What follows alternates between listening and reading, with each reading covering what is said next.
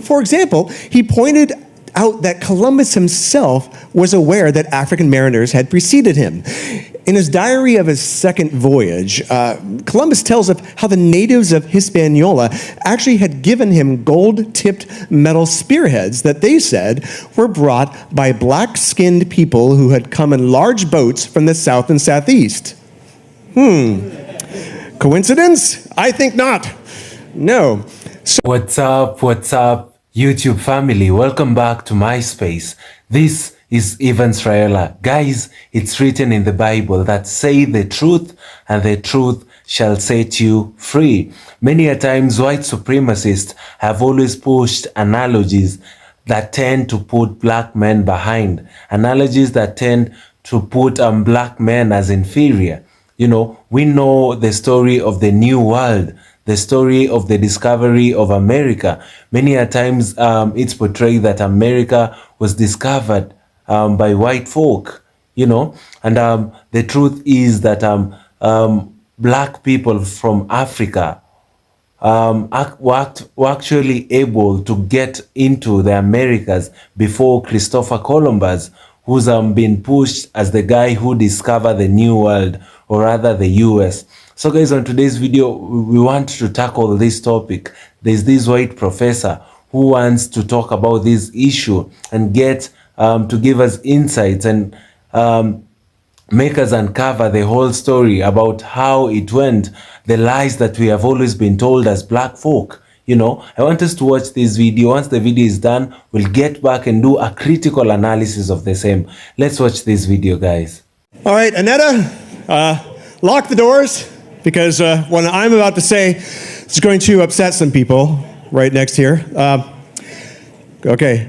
Christopher Columbus did not discover America.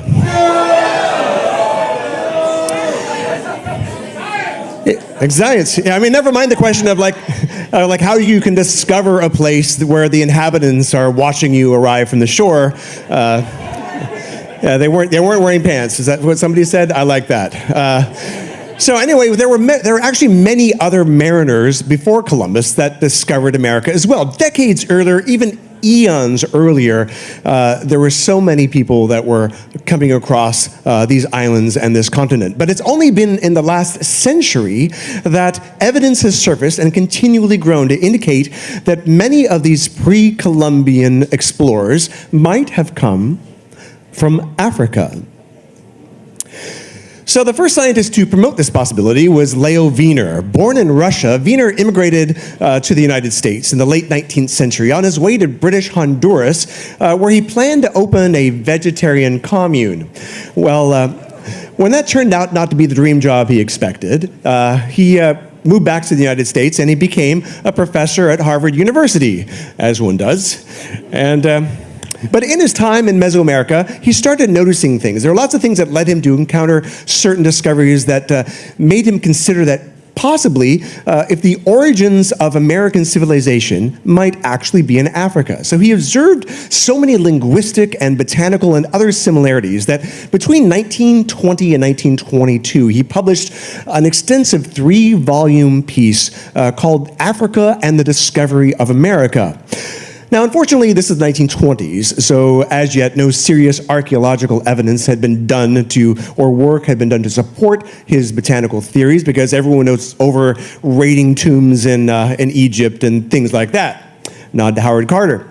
So he didn't have a whole lot of other stuff than the names to support him. However, he knew that other clues must exist. For example, he pointed out that Columbus himself was aware that African mariners had preceded him. In his diary of his second voyage, Columbus tells of how the natives of Hispaniola actually had given him gold-tipped metal spearheads that they said were brought by black-skinned people who had come in large boats from the south and southeast. Coincidence? I think not. No. So what's interesting about that, so upon returning to Spain, is that he actually took the spearheads and he sent them away and they had them assayed, and it turned out to be that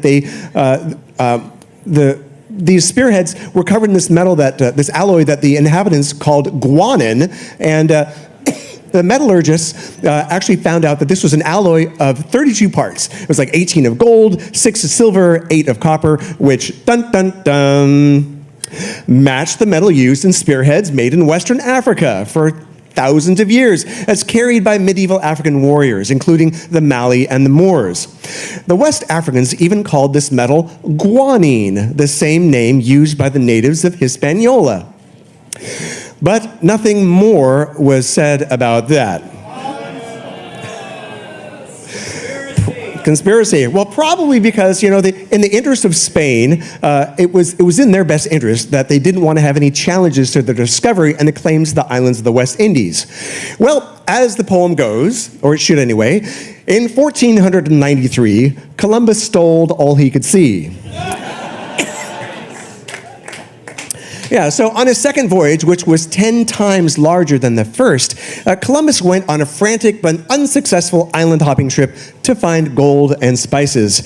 He carried along several natives from his newly discovered San Salvador, which the inhabitants called Guanahanvi. Another island that the natives pointed out was really large and was called Soameto. Soameto.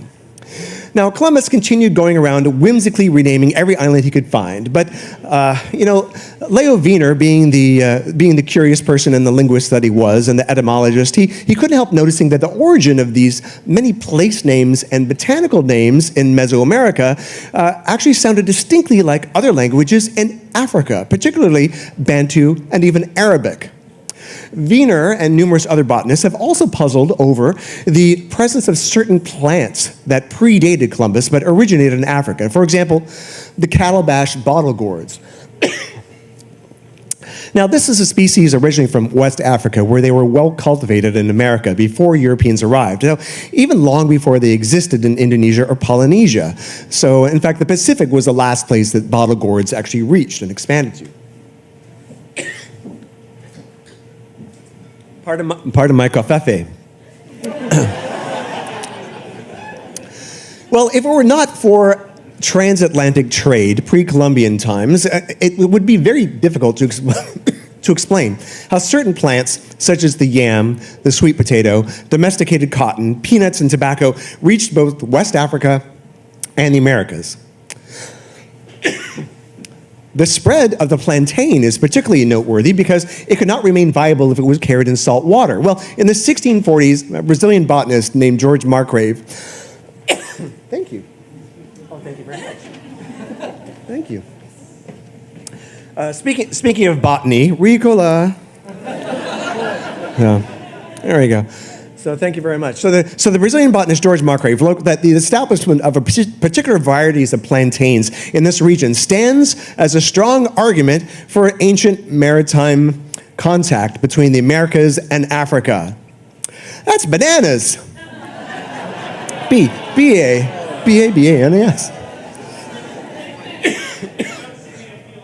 That's right. Thank you. All right. Excuse me.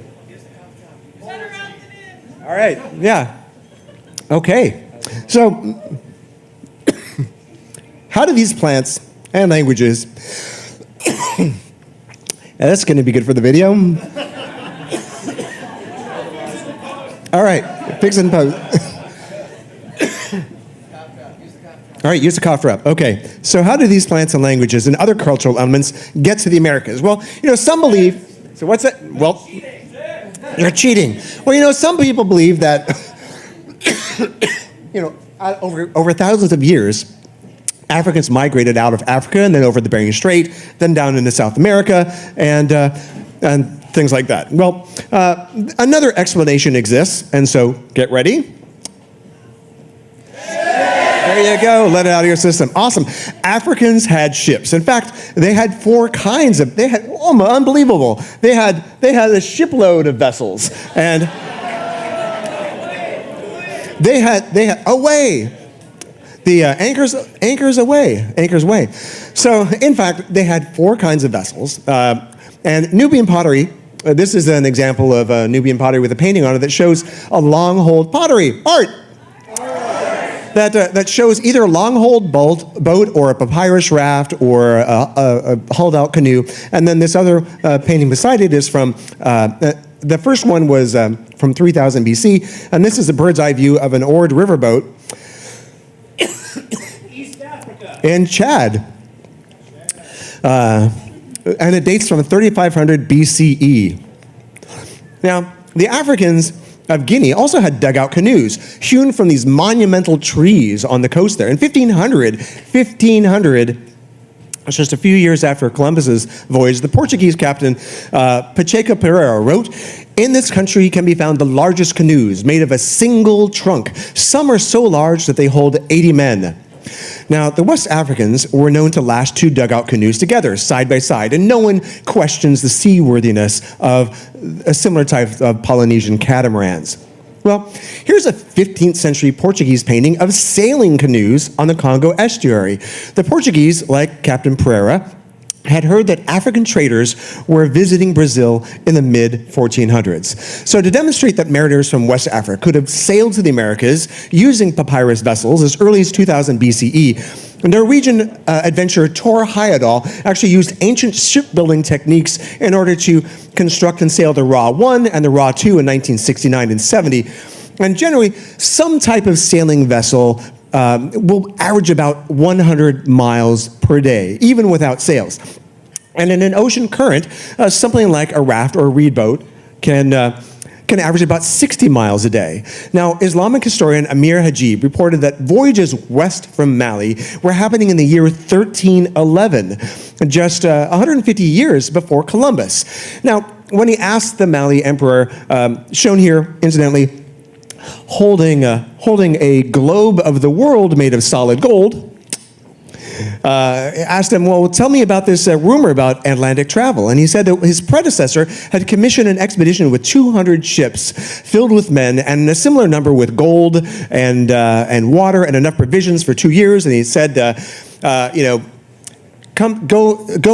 out and find something. And if you don't come back, so you find something or you run out of food.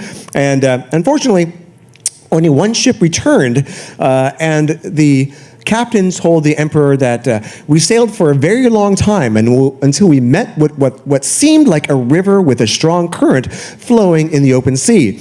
I was the last ship, and I turned where I was and did not enter the current. The others disappeared. I do not know what became of them.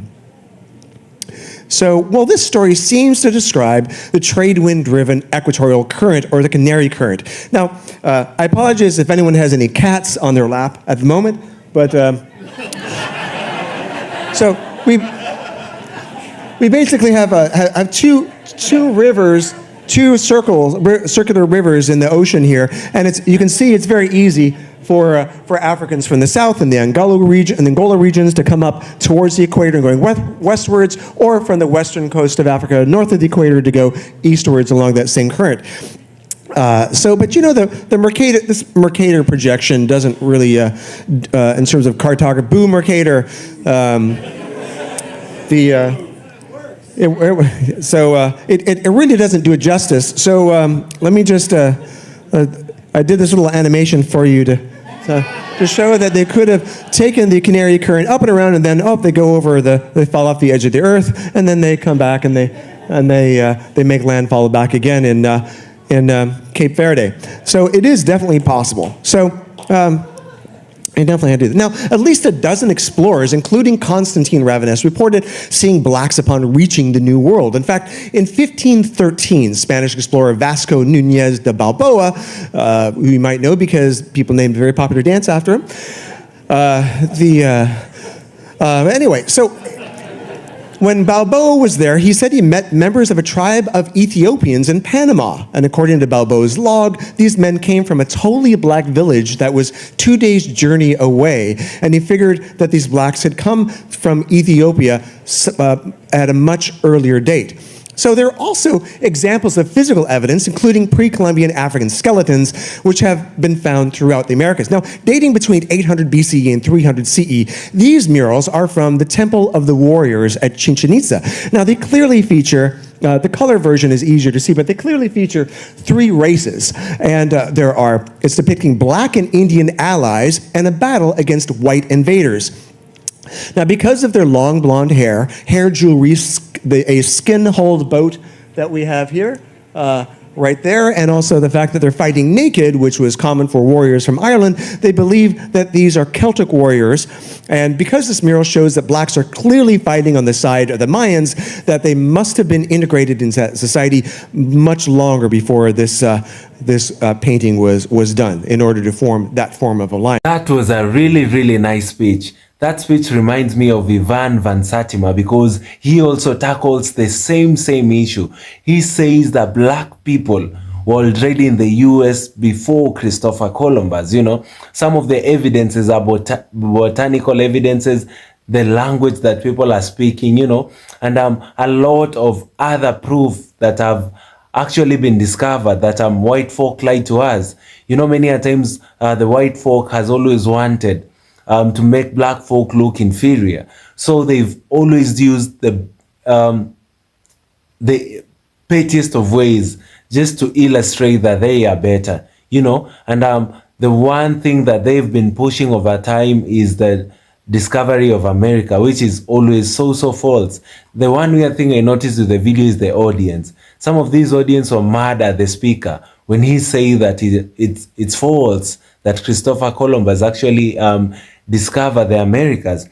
He starts this conversation by saying Christopher Columbus did not discover America. He proceeds to say, how do you discover a place where the inhabitants are watching you as you arrive on their shore?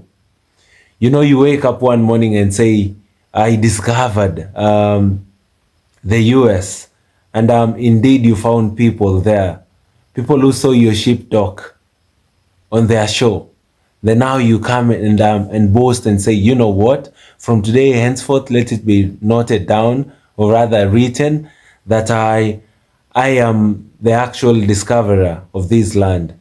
The funny thing is that the same thing has been happening in Africa, especially during the time of colonialism, because the white folk came in Africa and they were pretending to have discovered some of these sites. Look at a place like Lake Victoria, in these sides of Kenya and Uganda.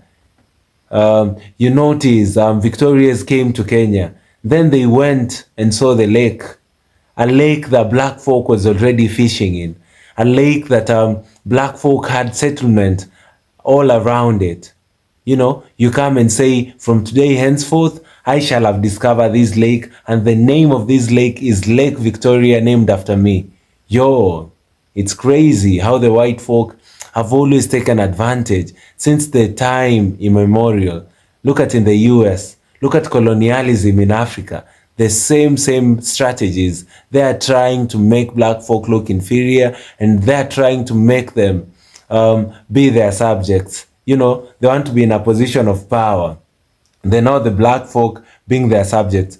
Many, he proceeds to say, many other explorers came before Columbus, and many of whom might be Africans. You know, there is this